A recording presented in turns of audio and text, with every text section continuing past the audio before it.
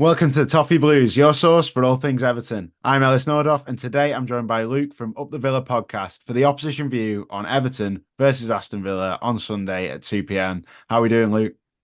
Yeah, I'm good, mate. Cheers for having me back on your channel.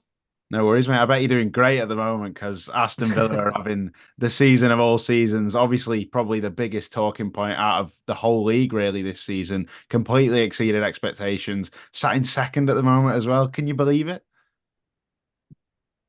I get asked this from a lot of when I come on these different channels, and they're like, "Can you?" And like, no, I can't believe that we're second, and I can't believe that we are as high as that. But you know, Unai Emery is just a genius, and he's got us playing really well, and our style has grown from last season, and watching us from last season, sort of when Gerrard was there and rising to get into the Conference League, we always knew that like we were building something good here, and to continue that into this season has just been, absolutely remarkable, really. So it's kind of a bit of both, really. As a fan, you know what's going on, and I guess from afar, fans are looking at it thinking, "God, they're doing like really good." But yes, when you're in it, it's kind of like, yeah, we kind of like bubbling along nicely.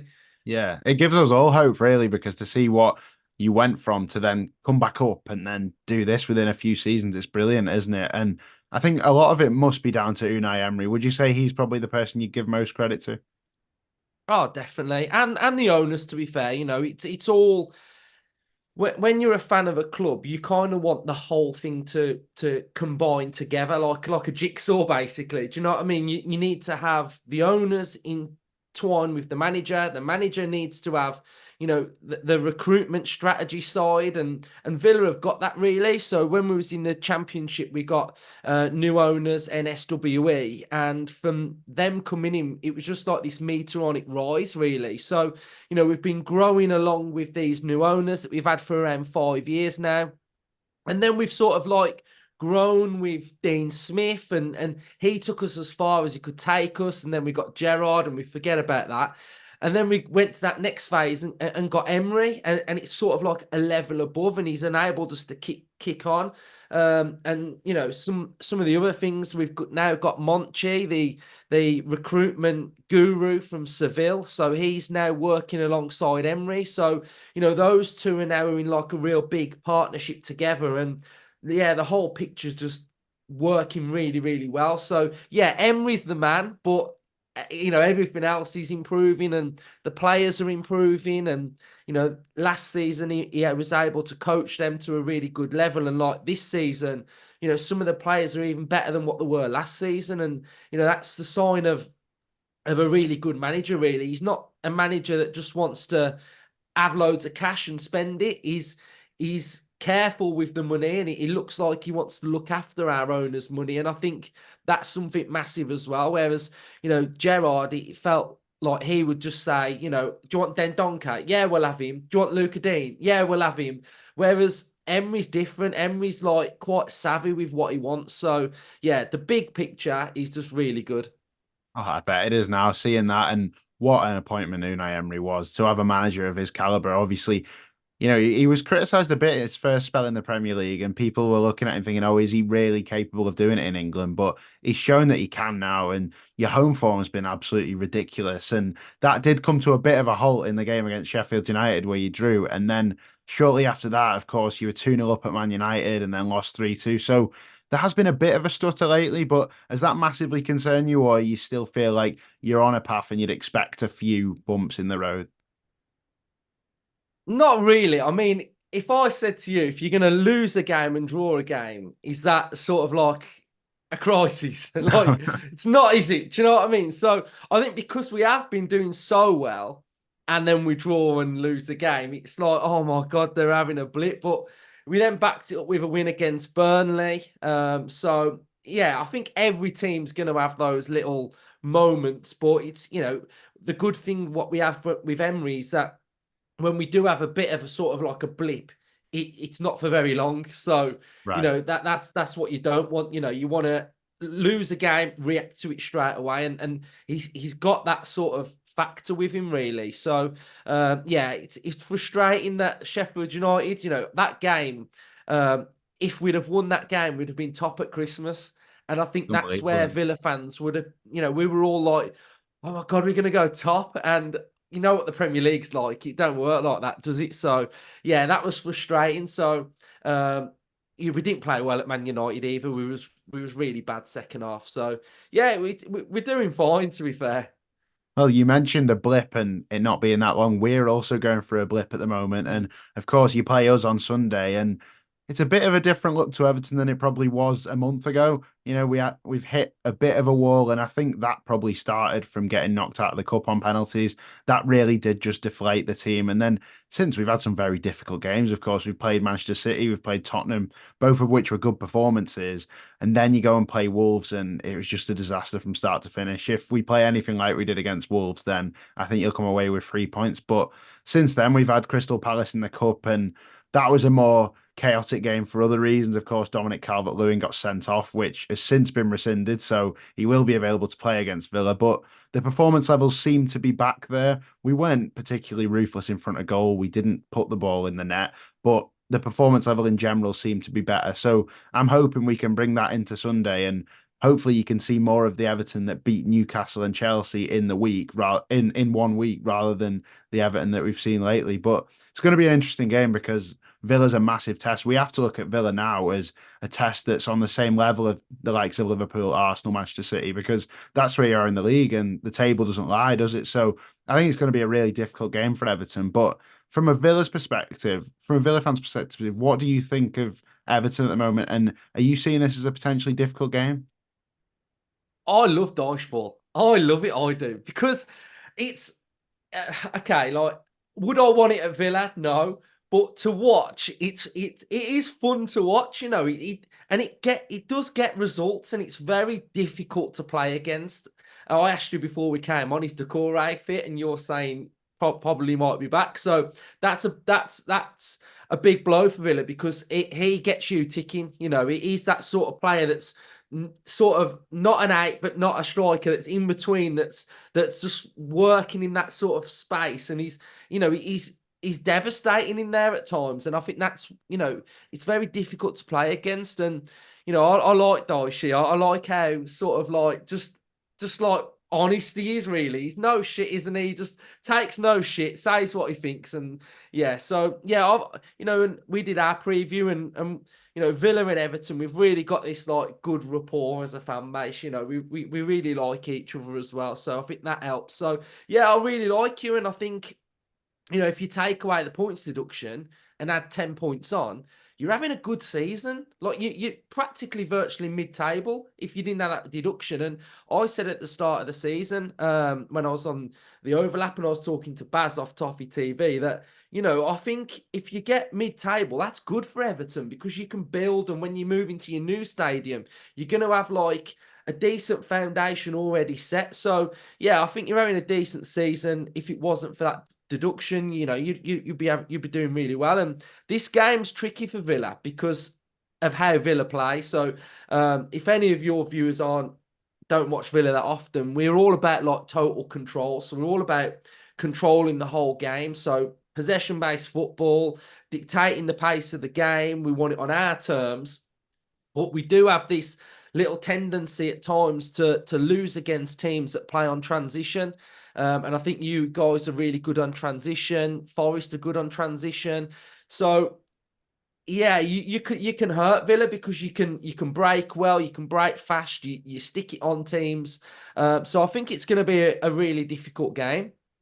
I think that's where Everton are going to catch her, isn't it, in transition? And obviously, that has been the forefront of how we've played, really. In general, we've set up defensively, we've been solid, and then we've attacked quickly. I think we've got the second quickest attack in the league in terms of how quickly we can get from one end to the other. And that's a key part of our play. And I imagine you're going to have a lot of the possession like you'd want to, I think, but we might want to not have as much either. So I'm hoping we can kind of hit you on the break. And like you say, if Decore's back, that's a massive lift for us. We really need him. And I feel sorry for these players because they shouldn't be under the pressure that they are each game because of this deduction. In fact, they earn 26 points, like you said. So in reality, they shouldn't be feeling that oh, we've got to win to go above, to stay above Luton and really make that gap between the relegation spots and us. But obviously the pressure is there, so we have to deal with it. And this is a game we're looking at thinking we need to get something because we see the way Luton are going at the minute. They're picking up points, and if they weren't, then the gap wouldn't be getting as close as it is now. So there's that extra pressure on the Everton players, which might play into your hands, but like you say, the style, it does suit us in a way that we can set up and hit you on the break. And I think that if Decore is in that side, that he sets the tone on all that. He loves like chasing, setting the press, working extremely hard, and he also just he lands in the box at the perfect time. If he always just seems to be there when the ball's in the middle of the box, and we don't always have that without him. And I think players like that who are going to try and win it high and try and like get high turnovers and score against you that way, that's what's going to help us, I think. But I can't really see how we're going to dominate the game against you. It's going to be more of a case of smash and grab. Do you think that's kind of how it's going to go? Yeah, I think that's yeah. So I'd say that's how it will pan out. Really, I think worst thing for Villa would be to concede early. I think that would be a disaster for Aston Villa in our game plan if we conceded early. But that's how we sort of playing really, trying to control games.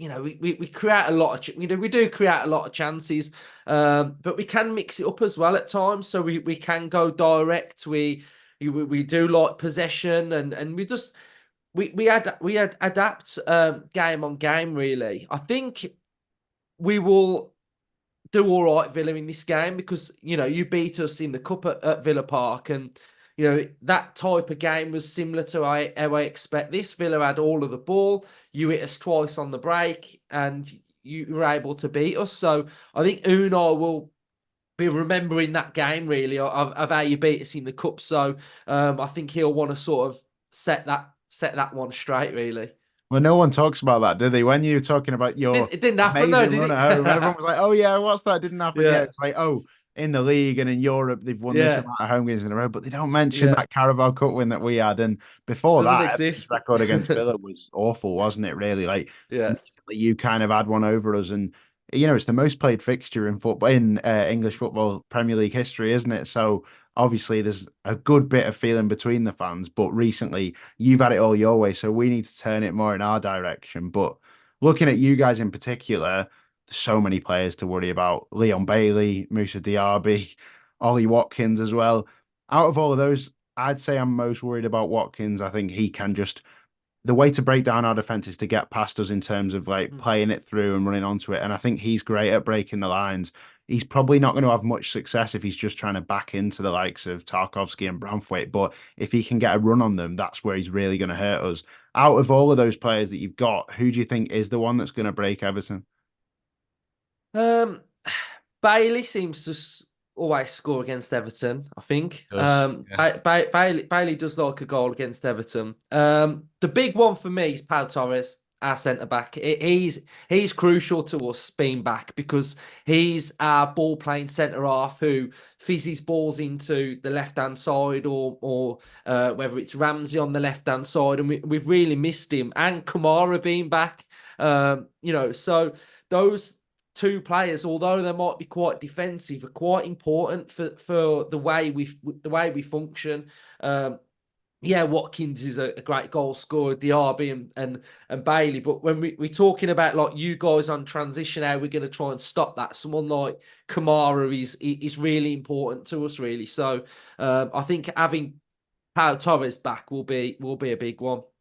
I think the use of having a left-footed centre back is so important as well. We've got Jared Branthwaite now, and just that balance that it gives you in the back four, it's massive. And of course, he was a big money signing. We've got Jared Branthwaite who come back from his loan, and both players have settled into both teams, and it's really important to have that player. And obviously, he's good on the ball as well. So I imagine he's key to starting your attacks and really moving forward. But at Goodison, he might have the challenge of having to face those rapid attacks that we seem to see, and it's going to be all about getting the crowd on side. I think, like you mentioned earlier, if Everton can get that early goal, that'll be something we just want to hold on to then. I don't think we're going to go punch for punch with you and try and beat you 3-2 or whatever. Like Burnley seemed to do that in the last game. Obviously, that one was 3-2 and they managed to put two past you. And if you concede against Everton this season, you don't tend to win. So that's probably where we're going to get you, I think. There's obviously injury worries with us now. Dwight McNeil seemed to have quite a serious injury against Crystal Palace, and I think we're going to miss him massively. I imagine Arnaut Danjuma will come in, who has looked bright recently, but we're yet to see the real Danjuma. So hopefully that is the game where he can step it up. But I think missing McNeil's going to be a big one for us. Yeah, I think it. Oh, yeah, he's one of been the brightest players, hasn't he? And he's sort of he knows Dyche, doesn't he, from the Burnley days, and he's been Yes. able to like roll back the clock and produce his better football again for Everton. So he's going to be a big blow. There's obviously rumours of Danjuma going, isn't there? I was listening to TalkSport yesterday, and his agent Yeah. was on, and I was like, God, I can't imagine Dyche would like to be hearing this. Yeah, but another player I quite like is I like Dobbin. I think Dobbin's a good player for you guys. He's looked quite bright every time I've seen him play. So, yeah, I think he's decent as well. That's a good one to mention, actually, because you wouldn't think opposition fans would have seen much of him, but he got his big goal in against Newcastle, I think it was. I know it was Chelsea in the last minute, and of course, when he's come on, he's looked really bright. He's that young talent that just gives everyone a load of energy to see a young player coming through. And I don't know how many minutes he'll get at Goodison on Sunday, but if he comes on, he could offer us something, and he's way more likely to come on now. When McNeil's not there, he's suddenly first choice winger substitute. So he will get maybe 20 minutes in the end of the game. And if he can unlock that defense, maybe a tiring Villa defense at that point, then he might have a part to play in the game. I'd love it if he did, because you want to see young players doing well, don't you? There's been talk about him potentially going on a loan, but as with the Danjuma situation, we can't really afford to lose any players. The squad's pretty thin as it is, so to lose another player would just be massively detrimental to us. But back to the game, if we're to put it down to a prediction, what would you say is going to happen? Um, I've got to back Villa. I've got to back Villa. Sorry, Evertonians that are listening or watching, but yeah, I'm going to go Villa. Our away form's not as bad as some say it is either. It's okay. But I've predicted a 2-0 Villa win, I think. That's what I did on my show, so I've got to be consistent. So yeah, I'd go 2-0. I think we need to start 2024 well, and just try and keep that momentum going. So a pretty comfortable professional job then, I suppose. Like Mm. last year, obviously you won 2-0 and we had a lot of chances in that game, but you ended up nicking it. And I think that's probably the ideal performance for Villa, is to just keep the crowd quiet, get a goal in the first half, and then probably hit us with a sucker punch when we're trying to chase the game. Is that probably how you see it going? Yeah, I think so. I think that would be the ideal, perfect scenario if there is one.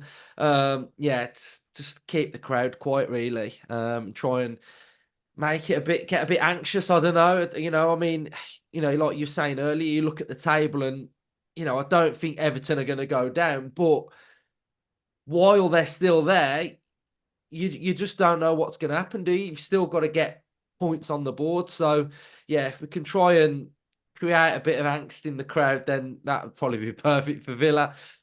Well, I'm going to back us. I'm going to back us with a 2-1 victory. I think we'll struggle to keep you out because you've scored against most teams this season. But if we can get that first goal, you might peg us back. But then I'm banking on our home kind of that home push from the crowd to just get us over the line, because we really need a win at the minute. And it Mhm. would just be huge if we got it. But also, can we just have a look at the Premier League as a whole? Obviously, we're going into the second half of the season now, and I want your prediction for the whole season. I want us to look back at it next year and think, was he right? Was he not? So I want your prediction for Aston Villa's league position and Yeah. Everton's. Oh. I'm gonna go Villa fourth. I think we'll get top four, Brave. and I'm gonna go Everton 12th. Wow, that's very optimistic for both, I'd say. Obviously, with the Yeah. points deduction as well. Is that assuming Everton gets some points back, or? Nah, I think you got to look at where you would be without that deduction. That's not your fault. Well, it's not the fans' fault and the players' fault that they've got that deduction. So you are currently outperforming your points tally. So if you continue to, you know, do really well, like you should be, like we said, you should be on 26 points. I think if you carried that sort of form on, you'll easily get mid-table. Oh, well, I'll take that, mate. We would absolutely take that. But before we go, we've got one random question to ask you, okay? So we like to do this every episode with a different fan, obviously, from any of the clubs in the Premier League. And this one's going to be if you could sit down with three people, celebrities, footballers, anyone at all, who would it be? For a I meal. would go. I want a bit of. I want it to be quite random. So I'd go Beckham. Because I think he's class. Beckham is. So I will go Beckham, Unai Emery, and Juan Pablo Angel. Interesting. I can't tell you I know who Juan Pablo Angel is, but the Oh, other it's two would definitely be well, interesting. yeah, it was like my favourite player for Villa growing up as a kid. So, Oh, brilliant. um, So you've got yeah, your so I'd current say, manager who's obviously doing yeah, wonders, David Beckham, who'll have tons of stories, and then your favorite player from when you were a kid. yeah, Happy days. a bit of a mixture. Defo, mate. Well, thanks so much for coming on the opposition view today. It's been great. Cheers, mate. No worries. Good to be on again. No worries. That is all from the opposition view today. Everton versus Aston Villa at Goodison Park, 2 p.m. Hopefully, Everton can do it, get back on track, and just get that massive win to really pull away from the drop. But please do leave a like, drop us a comment, and I'll see you next time.